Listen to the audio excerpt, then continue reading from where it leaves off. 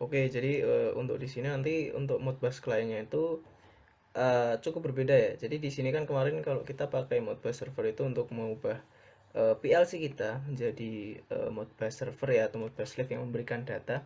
Nah, kalau di sini kita buat PLC kita yang mengambil data. Jadi laptop atau komputer kita ini sebagai servernya gitu ya. Nah, di sini nanti kita akan menggunakan Modbus SIM dan IP address-nya itu kita sesuaikan dengan yang ada di adapter dari Ethernet kita ya. Jadi kita nanti akan tahu IP address dari IPv4 Ethernet kita, kemudian kita masukkan ke dalam mana? Ke dalam function block. Nah, jadi sebenarnya kan untuk library ini kan dia juga ada function blocknya sendiri. Jadi istilahnya kita juga bisa langsung membuat ya. Hanya saja di sini memang kita sesuaikan dan di sini saya langsung menggunakan contohnya itu adalah contoh program ya di sini. Nanti kita akan lihat apakah ada perubahan istilahnya, apakah ada perubahan dan bisakah terkoneksi dulu. Jadi sini kita cek dulu ya, apakah dia bisa terkoneksi. Karena memang kalau untuk klien tidak sebagus server ya, jadi dia terbatas untuk data yang dibaca itu dia tidak bisa floating point. Jadi yang data yang didapat tuh dia nanti rate-nya itu juga istilahnya tuh hanya berupa integer 16 bit. Ya kan kemarin sudah saya beritahu kan kalau misal kita lihat dari sini ya. Nah, ini kan dia 16 bit. Nah, itu nanti yang dibaca ini, hanya ini. Jadi kita tidak bisa istilahnya harus diolah lagi agar bisa menjadi floating point. Nah, itu mungkin karena cukup advance jadi apa namanya? Itu nanti mungkin jadi topik di lain hari ya, jadi tidak saya masukkan ke sini. Nah, istilahnya di sini jadi saya memang cukup kalau server kemarin mungkin implementasinya cukup banyak ya. Nah, tapi kalau di sini memang akan saya contohkan untuk koneksinya saja seperti itu. Jadi nanti rekan-rekan bisa modifikasi programnya ya kan ingin kalau mungkin lebih mudah memang kalau tentang istilahnya itu membaca bit istilahnya membaca dan menulis bitnya ya. Nah, ini nanti function blocknya itu juga ada beberapa parameter yang bisa kita ubah seperti ini. Nah, ini nanti juga kita lihat istilahnya. Misal, ya kan, di function block ini ya kita buka misal, ini servernya saya hapus saja ya. Ini saya ulang ya istilahnya, jadi saya ulang. Rekan-rekan bisa lihat di sini. Jadi ini program-program yang istilahnya itu sudah disesuaikan ya, sudah disesuaikan dengan apa namanya semacam ya istilahnya kita bisa apa namanya untuk mengetes lah untuk fungsinya itu mengetes ya. Jadi kayak misal saya ingin membaca bit nomor berapa atau mungkin jumlah bitnya berapa seperti itu ya. Nah, di situ ada beberapa istilahnya itu angka. Nah, rekan-rekan bisa juga lihat di sini ya. Ini ada beberapa susunan. Jadi kalau misalnya ini dia hanya write bits, yang di bawah dia read bits, terus yang di atas dia read and write register. Jadi ini nanti ada flip flop, ada sequence ya. Di sini nanti ada 3 sequence, itu nanti akan istilahnya looping. Jadi nanti 1 2 3 balik lagi ke 1 1 2 3. Itu fungsinya untuk testing saja. Ya kan? Jadi untuk yang sebenarnya untuk yang utama itu adalah function block ini. Nah, ini sebenarnya itu juga kita harus sesuaikan ya isinya. Yang pertama, ini nanti pasti beda. Terus ini kita jadikan satu ya. Kenapa? Karena eh, istilahnya ya kan ketika kita ingin menggunakan ModSim kan biasanya unit ID-nya satu gitu ya. Lebih amannya seperti itu saja sih sebenarnya. Eh, Coba kita cek dulu ya apakah betul. Jadi kita cek ya, specify the remote slave device connected, ya bener kan? Specify the identification of remote. uh, ini juga ada ya. When directly addressing a Modbus TCP if you use 2 SD. Jadi ada beberapa kasus ya bisa pakai satu, bisa pakai 255. Tapi ini kasusnya seperti ini, directly addressing ya. Nah, tapi biasanya saya kemarin pakai satu pun dia sudah bisa seperti itu. Jadi specify the identification of a remote slave on serial LAN or other basis which is asset through gateway between Ethernet TCP IP. Jadi sebenarnya memang lebih ke dia tuh ID-nya berapa gitu kan, karena ada beberapa ID ya. Nah, seperti itu. Apa namanya, terus di sini juga ada enable connection, dia on off, terus ada first address. First address ini cukup menarik ya, jadi kalau misalnya rekan-rekan ingin pakai yang mulainya dari nol itu true ya kan, kalau kalau ingin yang mulainya dari satu itu false, jadi isinya itu bisa diganti false. Jadi rekan-rekan bisa lihat di sini kan ada semacam label ya, ini sebenarnya bisa kita ganti langsung jadi true true atau false gitu. Nah itu ya. Nah, itu nanti bisa kita coba. Nah, terus ini remote IP address-nya gimana? Nah, ini kan bisa rekan-rekan lihat ya. Sebenarnya untuk apa namanya? Remote remote IP address ini tuh dia kan bentuknya dalam heksadesimal. Nah, ini saya biasanya pakai bantuan. Nah, bantuan itu dari apa? Dari browser biasanya. Jadi bisa kita cari ya. Kita cari dulu. Nah ini ya, jadi ini kita bisa tambahkan. Nah kebetulan IP address ini juga harus kita cek. Nah jadi ini berkaitan ya. Jadi ini nanti berkaitan ya, karena kita fokuskan dulu ke settingannya dulu. Nanti akan saya jelaskan lebih tepatnya. Saya jelaskan dulu nanti masing-masing. Nah sekarang kita masukkan dulu ke PLC parameter ya kan. Terus kita cek. Nah untuk bagian yang parameter ini adalah IP address dari PLC. Kita sesuaikan dengan PLC-nya ya. Jadi di sini saya masukkan 192.168.2 ya kan. Terus yang di open setting ya kan, itu kita masukkan IP address dari komputer kita. Nah di sini kita masukkan TCP ya kan, socket communication. Terus ini tetap aktif dan masukkan dua-duanya 502 karena kita buat dia dua-duanya 502. Dan IP addressnya ini kita sesuaikan dengan yang ada di adapter. Nah itu ya, jadi kita buka dulu sebentar. Nanti bentuknya seperti ini. Nah ini kita buka ya, ini kita buka properties. Ini belum saya sambungkan sih sebetulnya. Nah terus ini masuk ke yang internet protocol version 4, terus klik properties. Nah ini kita samakan, jadi 192.168.1.3 itu kita masukkan ke dalam mana, ke dalam sini tadi 192.168.1.3, sorry. Nah oke, sudah seperti ini, berarti kita sudah end. Kemudian di programnya jelas sudah ada main ya, tadi nanti kita cek juga di luar. Nah terus ini kita tambahkan, ini kita nggak usah connect slotnya dulu ya, istilahnya expand modulnya. Kita select PLC tab-nya aja. Ini masih yang Q06, kita masukkan Q03 UDE sesuai dengan PLC kita. Klik N, kemudian di sini juga sama ya, saya hampir lupa.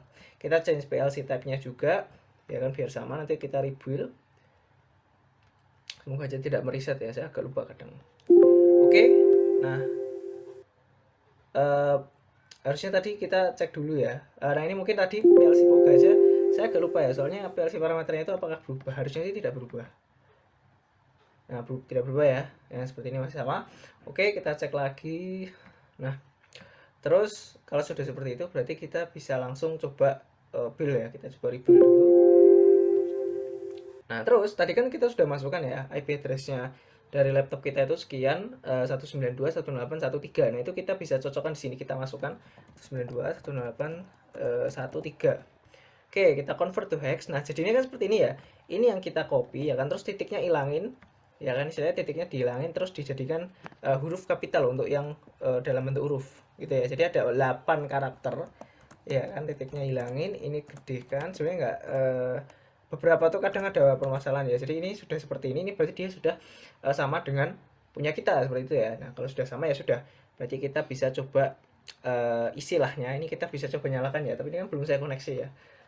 Nanti kita coba langsung nyalakan. Jadi ini kita koneksi dulu ya kan, kita koneksi dulu, nanti new baru kita run seperti itu ya. Nah oke, jadi seperti itu untuk mengkoneksikan Modbus client ya. Jadi tidak terlalu sulit ya sebenarnya. Ini kita cek juga di program setting apakah sudah masuk. Sudah ya, sudah masuk ya kan. Nanti datanya itu nanti ya, write data itu isinya di sini. Read data itu nanti masuk ke sini. Nanti dia juga akan di backup ya. Jadi read data itu juga di backup nanti ke register storage seperti itu. Nah, oke. Jadi seperti itu ya, untuk koneksinya kita bisa langsung download ke dalam PLC-nya. Sebelum itu kita nyalakan dulu PLC-nya sebelum nyalakan.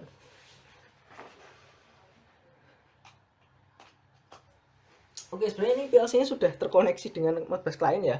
Tapi kita coba reset, istilahnya kemarin kan sudah saya coba gitu kan.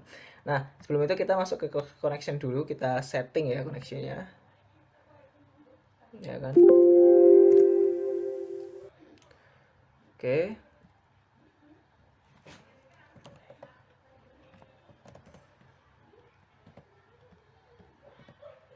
Oke, terus kita masuk ke no specification. Kita tes ya koneksinya apakah sudah terkoneksi successfully, berarti kita bisa koneksi dan kita bisa download programnya. Oke, kita download programnya. Memang cukup banyak ya ini, nanti mungkin setelah ini mungkin saya kalau misal balik lagi saya hapus istilahnya ini. Nah sebentar, ini dia gara-gara kenapa kok kecil sekali ya. Harusnya bukan segini ya, harusnya nanti apa namanya, kuning harusnya. Sebentar, ada yang ketinggalan. Oh mungkin karena saya bukanya di ini kita buka dulu sebentar, terus kita download apakah masih sama. Harusnya dia jadi kuning. Nah seperti ini ya harusnya ya. Oke, kalau sudah kita execute ya kan, yes to all. Soalnya sama ya ini sebenarnya kalau isinya mah untuk apa namanya koneksinya. Nah kalau sudah seperti ini kita close ya kan. Tapi sebelum kita run ya kan, ini kan belum kita run ya, masih di saya ini masih stop kan. Nah ini kita new dulu. Ini kan tadi sudah saya new kan. Nah ini kita new baru kita restart di PLC-nya. Oke, nah sudah seperti ini. Kita cek di sini sekarang apakah sudah terkoneksi gitu ya.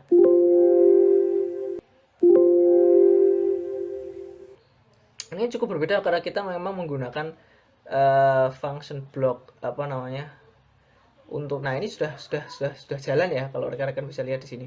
Nah kalau di sini sudah open complete berarti dia sudah jalan dan tidak ada error code ya. Nah ini nanti dia berubah ya, jadi dia read write read, terus dia ingin menulis register atau apa itu kan.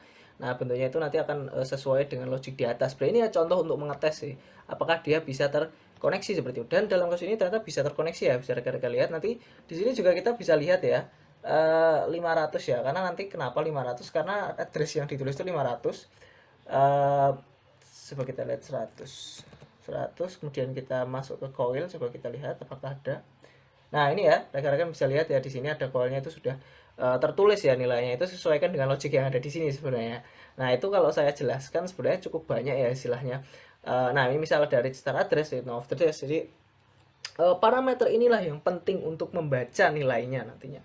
Jadi kalau misal rekan-rekan misal kalau pengen cuma baca satu itu single device ya udah true. Kalau enggak ya kita isinya false.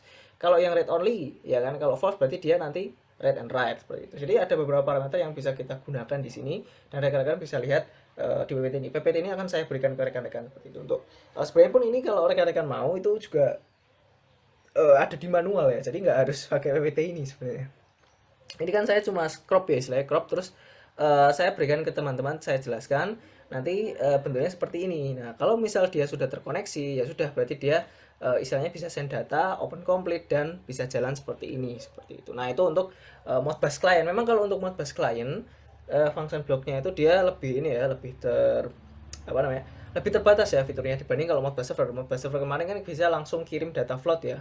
Entah kenapa ini belum saya temukan bagaimana cara menemukan. Soalnya dari function blocknya sendiri untuk menangkap nilai pun dia dalam bentuk array-nya itu dia harus 16 bit. Jadi nah itu ya, jadi tidak bisa digunakan langsung. Istilahnya bisa langsung ngambil data floating. Jadi 16 bit atau 1 bit data itu nanti harus dikonversi ya kan, 16 bit agar menjadi floating point seperti itu. Nah, rata-rata memang caranya seperti itu kalau misal rekan-rekan mengetahui ya cara kerja Modbus, terutama kalau Modbus client yang ambil data dari laptop ke dalam PLC seperti itu. Oke, nah jadi seperti itu untuk apa namanya materi Modbus. Nah setelah ini mungkin akan saya jelaskan untuk materi Visual Studio yang berkaitan dengan Modbus. Mungkin akan saya singgung sedikit untuk yang Mailset Communication Protocol karena masih cukup tidak stabil ya. Jadi akan saya singgung sedikit, kemudian kita langsung koneksi ke Modbus menggunakan Advanced HMI seperti itu. Oke, terima kasih.